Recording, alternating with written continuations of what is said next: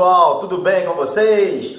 Hoje nós vamos falar sobre um romance que ele é tão emblemático, tão importante e marcou gerações que seria impossível de que ele não fosse adaptado para o cinema, principalmente com a participação do grande ator Marlon Brando, que literalmente vestiu a pele da personagem principal, Dom Vito Corleone, o eterno manda-chuva da máfia de Nova York, The Godfather, ou Poderoso Chefão, ou chamado em Portugal de O Padrinho, uma das mais premiadas obras da literatura e também da sétima arte, tanto que ele conseguiu 9 Oscars. Mas antes, vocês vão se inscrever, dar um like esperto aí pra gente, comentar e compartilhar com seus filhos, seus amigos, seus familiares, levar cultura, levar conhecimento, levar luz, levar curiosidades. E hoje nós temos algumas aqui. Lembrando que todas as sextas-feiras tem novos vídeos aqui no canal Sobrevivência em Livros. Meus amigos, o escritor italiano Mario Puzo, na realidade ítalo-americano, era filho de imigrantes italianos da Sicília e que viviam num bairro de alta taxa de criminalidade. E sua herança cultural não poderia deixar de ser, transformou não apenas em um autor de vários romances nos quais ele explora esse universo da máfia italiana, mas em um dos principais autores de ficção do seu tempo. The Godfather, ou O Poderoso Chefão, é o resultado de uma série de investigações que Mario tinha realizado quando era ainda jornalista. Esse livro foi escrito em 1969, apresenta termos como consigliere, que é o conselheiro, omertà, que é a lei do silêncio, ninguém pode quebrar a omertà, ou cosa nostra, que revelam um profundo conhecimento de toda a seara da máfia italiana. Mas antes de falarmos sobre O Poderoso Chefão, quem é Mario Puzo? Mario Puzo nasceu Mario Gianluigi Puzo em Manhattan, Nova York, no dia 15 de outubro de 1920, no famoso bairro de Hell's Kitchen, que na época era uma área pobre e violenta daquela cidade. E ele passou a sua infância entre trens, entre jogos, uma paixão que ele nunca deixou de lado, e também entre as bibliotecas públicas. Vejam bem, apesar de viver num bairro de alta taxa de criminalidade, cercada de máfia, gangues por todos os lados, esquecido pela sociedade, Mario nunca deixou de frequentar as bibliotecas públicas. E, graças a ela, o seu gosto pela literatura foi forjado. Ele sempre pegava os livros. Uma outra curiosidade é que, quando Mario falou para os seus pais que queria se tornar escritor, eles acharam que ele estava louco. Então, ele entrou para a Força Aérea Norte-Americana durante a Segunda Guerra Mundial e foi mandado para a Ásia e para a Alemanha. Quando ele retornou para os Estados Unidos, ele foi estudar na New York for Social Research de Nova York. E depois ele se inscreveu na Universidade de Colômbia. E lá, nessa universidade, ele frequentou os cursos de literatura e escrita da criação. Então, Mario Puzo também era professor. Na revista American Vanguard, Puzo publicou seu primeiro conto, The Last Christmas, que significa o último Natal, que saiu em 1950. 5 anos depois, ele lançou The Dark Arena, ou A Guerra Suja, como foi traduzido para a língua portuguesa. E ele aborda um veterano de guerra que vai para um país que está em plena paz. Muito interessante. Esse livro foi muito bem recebido pela crítica, mas ele permaneceu assim, passou despercebido pelo grande público.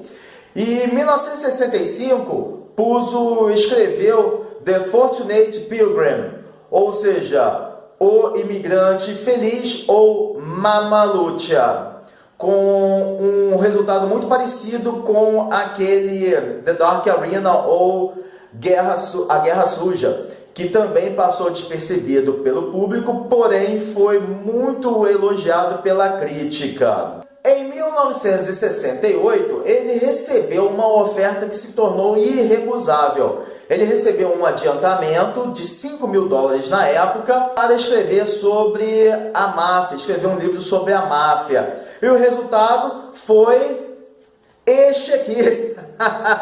Foi este livro aqui que saiu publicado em 1969. E mudou a vida, evidentemente, mudou a vida de Mario Puzo. E ele narra a emocionante e violenta história da fictícia família de Dom Vito Corleone, um dos chefes da máfia. O romance é uma obra-prima que, de fato, tornou o autor uma celebridade literária com renome internacional, tanto que O Poderoso Chefão foi adaptado para o cinema pelo diretor Francis Ford Coppola, junto com Puzo, numa série de 3 filmes. Esse aqui é o primeiro, de 1972. Este outro aqui é o segundo, de 1974. E este aqui é o terceiro, de 1990. Todos eles contam com grandes atores como o próprio Marlon Brando, Robert De Niro, Al Pacino e Andy Garcia, que em 1990 estrelou o filme Poderoso Chefão 3 e estava no início de sua carreira. Claro que a carreira de Andy Garcia começou um pouco antes, porém ele ainda não era um ator tão renomado como os outros anteriores. E foi a partir dali que Andy Garcia teve o seu nome entre todos os estúdios de cinema de Hollywood. Já perceberam que eu sou muito fã de O Poderoso Chefão? Tem o livro, tem os filmes, já revi esses filmes várias vezes e é muito fantástico. E quem não sabe é aquela musiquinha que não vou cantar aqui por conta dos direitos autorais, mas aquela musiquinha da família, trilha sonora da família Corleone. E fizeram muito sucesso esses filmes, ganhando, como eu disse, 9 Oscars no total. E é considerado uma das séries de filmes de maior sucesso na história do cinema. Os 2 primeiros são considerados por muitos críticos como os maiores de todos os tempos. Além desses, Puzo também ajudou a roteirizar e a escrever películas como Superman 1, Superman 2 e Cristóvão Colombo, A Descoberta. E Puzo veio deixar o nosso mundo no dia 2 de julho de 1999, após um ataque cardíaco em sua casa de Bayshore, em Long Island, Nova York. A sua família vive até hoje na cidade de Nova York. Mas, meus amigos, O Poderoso Chefão, ele se passa na década de 1940 e retrata os segredos e tradições vivenciadas por uma família de origem italiana. O autor foi muito feliz ao criar personagens extremamente complexas e psicologicamente ricas. Ele conseguiu a proeza de criar um grupo altamente fechado, hermético, de pessoas fictícias que parecem pessoas verdadeiras e vivem de acordo com as tradições e leis próprias de lealdade, família e tradição. São esses os 3 valores que marcam um código moral dessas personagens. Entre elas surge Vito Corleone, a quem é atribuído o título de Dom, que significa o líder da máfia, ou o líder de todas as famílias, o capo di tutti i capi, que em italiano significa o chefe de todos os chefes. Literalmente é a cabeça de todos os cabeças. Simultaneamente gentil, ele tem essa personalidade gentil e implacável ao mesmo tempo, e tem convicções muito firmes ao liderar uma rede de favores e de troca de influências entre pessoas comuns e até políticos e também pessoas ligadas ao judiciário, advogados, juízes, promotores. Ele trabalha de forma que exista um balanço de interesses entre todas as 5 famílias. A história de O Poderoso Chefão, de Vito Corleone, começa precisamente em 1946, quando o contrabando de bebidas alcoólicas, que era muito comum por causa da lei seca da década de 1920, vocês certamente já viram filmes que abordam essa temática da lei seca, contrabando de bebidas alcoólicas, e o jogo, a agiotagem e o esquema de proteção para comerciantes já não geravam mais dinheiro, já não eram mais lucrativos. E o tráfico de drogas começa a entrar, ele surge com uma alternativa muito lucrativa, mas Vito Corleone se opôs duramente, de forma muito inflexível, e esta posição dele fez com que ele sofresse um atentado, porque desagradou as outras 4 famílias. E ele se restabeleceu desse atentado, mas, inevitavelmente, por causa dessa tentativa de assassinato, estourou a Guerra das 5 Famílias, que lança a história da própria família dos Corleone e os amarra a esse destino muito cruel durante algumas gerações. E, em paralelo à guerra com as famílias, tem também uma questão muito importante dentro da própria família Corleone que deve ser resolvida. Quem irá ocupar o lugar de Vito Corleone e liderar o império assim que ele se aposentar ou a falecer? Então, da família fazem parte Carmela, que é a esposa de Vito Corleone, Santino, que é o filho mais velho, e ele é extremamente esquentadinho, cabeça quente, e sempre está metido em confusões. Fredo, que é considerado o pau-mandado, um filho pau-mandado, faz tudo que o pai fala para fazer, sem que ele reflita sobre nada, ele não tem nenhuma opinião própria. Depois tem a Connie, que é recém-mal casada, ela apanha do marido, sofre um abuso doméstico muito grave, também é outra denúncia no livro. E Michael Corleone, que é o mais novo e que decidiu abandonar todas as tradições familiares para seguir uma vida longe da máfia. Então Michael não pretende seguir os passos do pai. E ele chega até mesmo a se alistar no exército para combater como um verdadeiro Yankee. Ele renega também até a origem italiana dele. Isso faz com que as relações entre Michael, o pai e os filhos e os seus irmãos sejam uma relação muito tumultuada.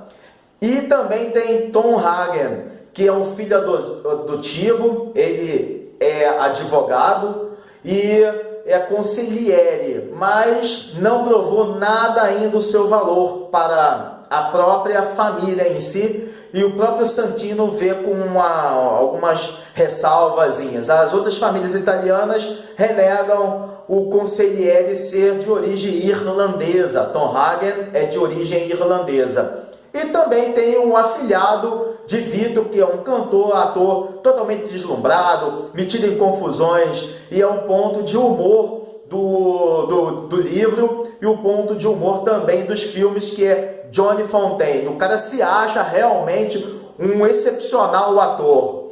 E ao longo da série, ele vai muitas vezes quebrar vem a falência.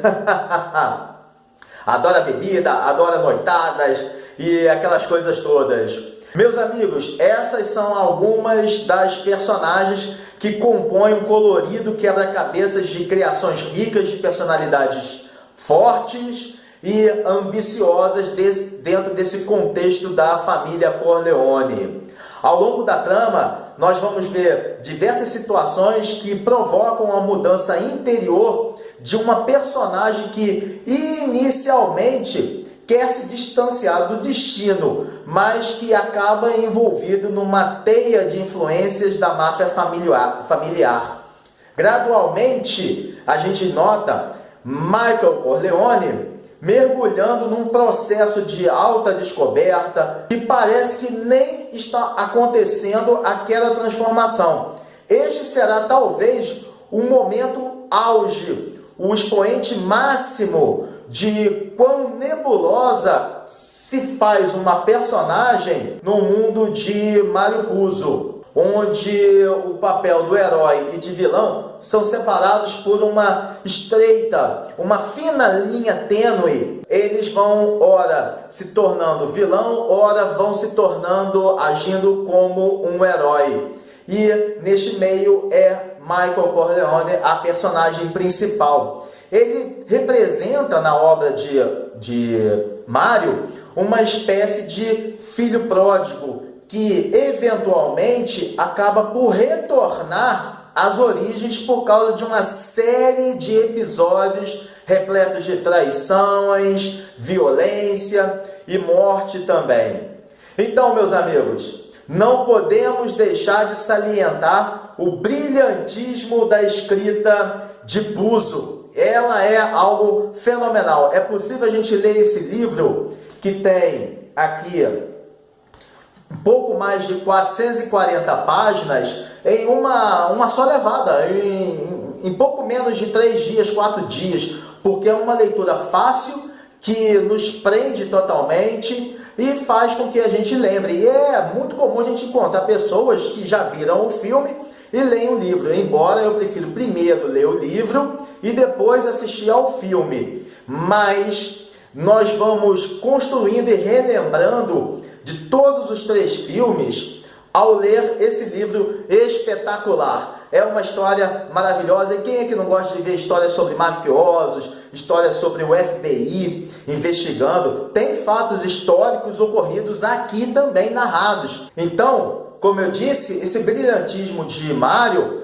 está presente não só na forma como as personagens são construídas com densidade psicológica, mas também na forma fluida com que as questões são apresentadas, são dispostas para o leitor e para aqueles que vão assistir ao filme. Mais do que a história em si, o Poderoso Chefão lança uma reflexão sobre quais os limites de cada um no que diz respeito a questões como orgulho e família, a fidelidade a esses pilares que até os mafiosos respeitam.